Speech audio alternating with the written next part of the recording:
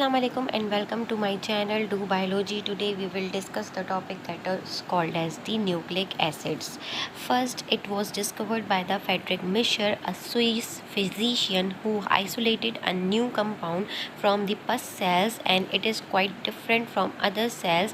So he called name the nuclein, and then we found that nuclein had the acidic property, so it was renamed by the nucleic acid. सबसे पहले Frederick Miescher ने जो के Swiss physician थे isolate किया था एक नया कंपाउंड, जिसको उन्होंने कह दिया कि भाई ये पस सेल्स के न्यूक्लियस से डिस्कवर्ड किया गया है और हम इसको न्यूक्लियन का नाम कह रहे हैं।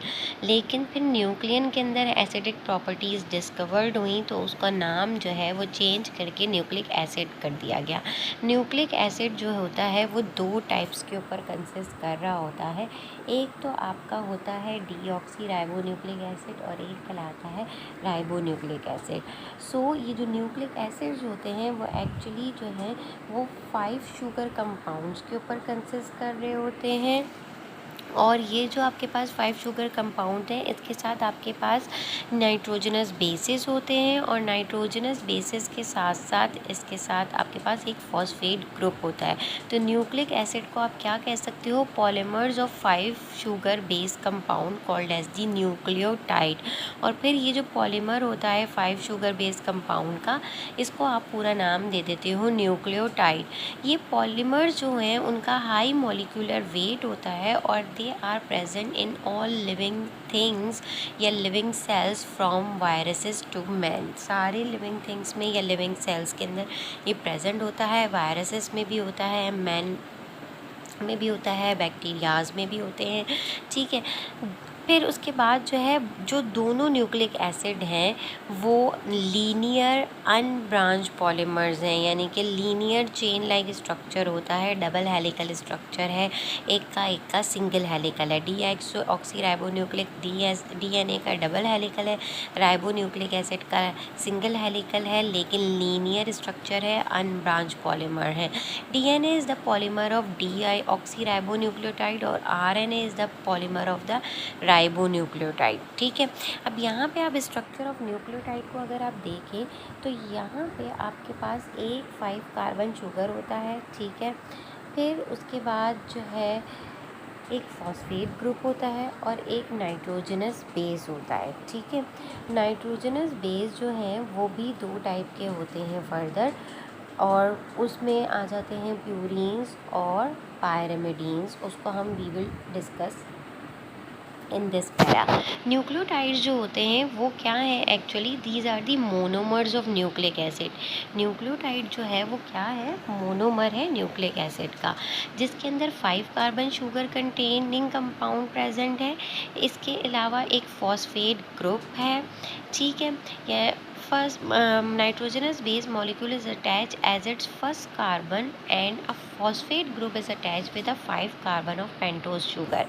और जो है अब ये कंपाउंड किस तरीके से अटैच्ड हुआ होता है कि ये जो 5 कार्बन शुगर है इसका जो ये आपके पास है और ये आपके पास है, जो 5th कार्बन है जो है 5th कार्बन जो है वो फॉस्फेट ग्रुप या ये कह लीजिए फॉस्फोरिक एसिड भी आप इसको कहते हो, इससे अटैच्ड होता है। और ये जो 1 कार्बन है, फर्स्ट जो कार्बन है उससे जो है वो आपका नाइट्रोजनस बेस जो है वो अटैच्ड हुआ होता है। ठीक है, यानी कि एट पोजीशन 5 जो है वो फॉस्फेट ग्रुप अटैच्ड होगा। The nucleotide without phosphate called as the nucleoside. अच्छा, what is the difference between the nucleotide and the nucleoside, यह आ सकता है क्वेश्चन या एमसीक्यूज में आ सकता है, या तो यह आपको पता होना चाहिए। न्यूक्लियोसाइड जो है फॉस्फेट ग्रुप के बगैर जो होगा वो कहलाएगा, यानी कि pentose sugar and nitrogenous base जो है वो क्या कहलाते हैं आपके पास, वो न्यूक्लियोसाइड कहलाता है। यानी कि ये वाला स्ट्रक्चर आपका जो है वो न्यूक्लियोसाइड कहलाएगा। ठीक है, और ये तीनों से मिलके स्ट्रक्चर जो है वो न्यूक्लियोटाइड कहलाएगा। ठीक है, न्यूक्लियोसाइड और न्यूक्लियोसाइड टाइड में आपको पता होना चाहिए कि क्या होता है। Phosphate group pentose sugar and nitrogenous base called as the nucleotide, and the pentose sugar along with nitrogenous base is called as the nucleoside. DNA and RNA are made up of 4 type of nucleotides. 4 type के nucleotide से मिलके बने होते हैं, which are variable and on the basis of nitrogenous bases. अब ये जो है ये वेरिएबल है यानी कि चेंजेबल होते हैं नाइट्रोजनस बेसिस की अरेंजमेंट पे. 2 ग्रुप्स हैं नाइट्रोजनस बेस के. एक कहलाता है आपका purine and the other one is called as the pyrimidine. Purine जो है वो 2 टाइप्स के होते हैं और पायरेमिडीन जो होते हैं वो 3 नाइट्रोजनस बेसिस पे कंसिस्ट कर रहे होते हैं. ठीक है. और इसका क्या स्ट्रक्चर होता है कि स्ट्रक्चर इसका ये होता है कि जो प्यूरीन्स हैं adenine and guanine are the purines and pyrimidines are cytosine, thymine and uracil. ये जो आपके पास प्यूरीन्स हैं इसमें जो प्यूरीन है वो डबल ये कह लीजिए कि रिंग पे कंसिस्ट करेगा. ये जो डबल रिंग स्ट्रक्चर है ये, ठीक है. और जो सिंगल रिंग स्ट्रक्चर होता है वो पायरेमिडीन्स होते हैं जिसमें साइटोसिन, थायमीन और यूरेसिल आ जाता है. अब ये प्यूरीन एंड पायरेमिडीन में भी ये है कि डीएनए के अंदर एडेनिन, गुआनिन, साइटोसिन, थायमीन ये प्रेजेंट होते हैं. आरएनए के अंदर एडेनिन, गुआनिन, साइटोसिन होता है. In placement of thymine in RNA we have the uracil. RNA के अंदर थायमीन नहीं होगा, उसकी अरेंजमेंट में यूरेसिल होगा. यानी कि एट अ टाइम जो है वो 4 नाइट्रोजनस बेस प्रेजेंट होते हैं डीएनए में और 4 होते हैं आरएनए के अंदर. ठीक है. अब आ जाती है बात मोनोन्यूक्लियोटाइड्स की. Generally nucleotides are found in the nucleic acid as polynucleotide, but some time a single nucleotide also work independently as mononucleotide. उन्होंने कहा जनरली जो न्यूक्लियोटाइड होता है वो एक पॉलीन्यूक्लियोटाइड की तौर पे ही काम कर रहा होता है, लेकिन कभी कभार जो है वो एज अ मोनोन्यूक्लियोटाइड भी बिहेव करता है. And these mononucleotides have extra phosphate group as ADP, adenine, adenosine diphosphate कहलाता है, और एटीपी एडिनोसिन ट्राईफॉस्फेट कहलाता है. यहाँ पे इन्होंने डाई लिखना भूल गए. ठीक है. तो एडीपी की फुल फॉर्म है एडिनोसिन ट्राईफॉस्फेट.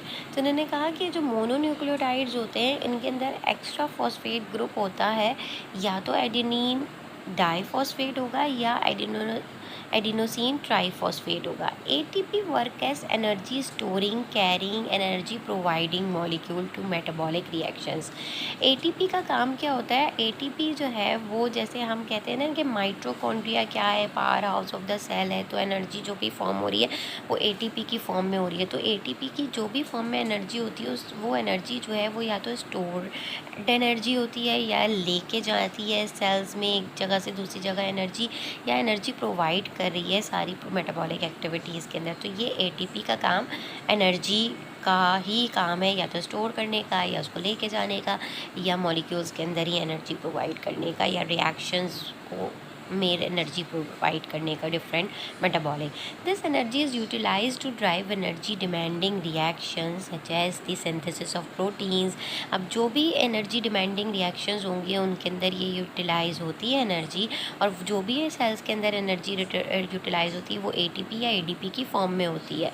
तो वो रिएक्शंस या तो प्रोटीन्स में हो रहे हैं, लिपिड्स, कार्बोहाइड्रेट्स में, और mechanical energy for cyclosis, contractility, cell division, movement of flagella, active transport etcetera, इन सब के अंदर एनर्जी की कुछ ना कुछ रिक्वायरमेंट है. और इसके अंदर कन्वर्जन जो हो रही है ऑफ एटीपी की इनटू एडीपी, वो जो है वो क्या करती है, वो 7.3 केल्विन कैलोरी पर मोल और 31.81 किलो जूल पर मोल एनर्जी जो है वो रिलीज़ करती है. यानी कि एटीपी जब एडीपी में कन्वर्ट हो रहा होता है तो वो इतनी एनर्जी जो है वो रिलीज़ कर रहा होता है. एटीपी का स्ट्रक्चर अगर देखें तो उसके अंदर 3 फॉस्फेट ग्रुप होते हैं. जाहिर सी बात है ट्राईफॉस्फेट कहा गया है. तो 3 फॉस्फेट ग्रुप अटैच्ड होते हैं, एक राइबोज शुगर और 1 एडेनिन नाइट्रोजनस बेस, एक नाइट्रोजनस बेस के साथ. ठीक है। डाई न्यूक्लियोटाइड के अंदर क्या होंगे, डाई न्यूक्लियोटाइड के अंदर यहाँ पे 3 है तो वहाँ पे कितने होने चाहिए, 2। अब di some time 2 nucleotides are covalently bonded together to form a compound called dinucleotide. One of the well-known dinucleotide is called as the NAD. एक तो डाइन्यूक्लियोटाइड जो हम बहुत ज़्यादा कॉमनली यूज़ करते हैं वो NAD भी कहलाता है, निकोटीन अमाइड एडिनोसिन डाइन्यूक्लियोटाइड भी कहते हैं इसको।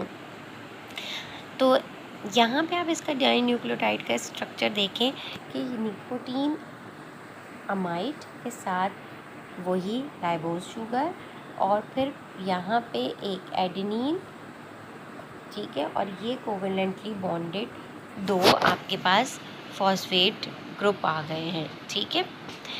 अब vitamin nicotine is attach with these 2 nucleotides in NAD। NAD के अंदर क्या हो रहा होता है कि एक विटामिन निकोटीन जो है वो अटैच होता है इन 2 न्यूक्लियोटाइड के साथ और वर्क कर रहा होता है as a coenzyme for redox reaction, ठीक है। रिडॉक्स रिएक्शन क्या होते हैं, ऑक्सीडेशन रिडक्शन रिएक्शन होते हैं जिनके अंदर गेन और लॉस ऑफ एनर्जी हो रहा होता है।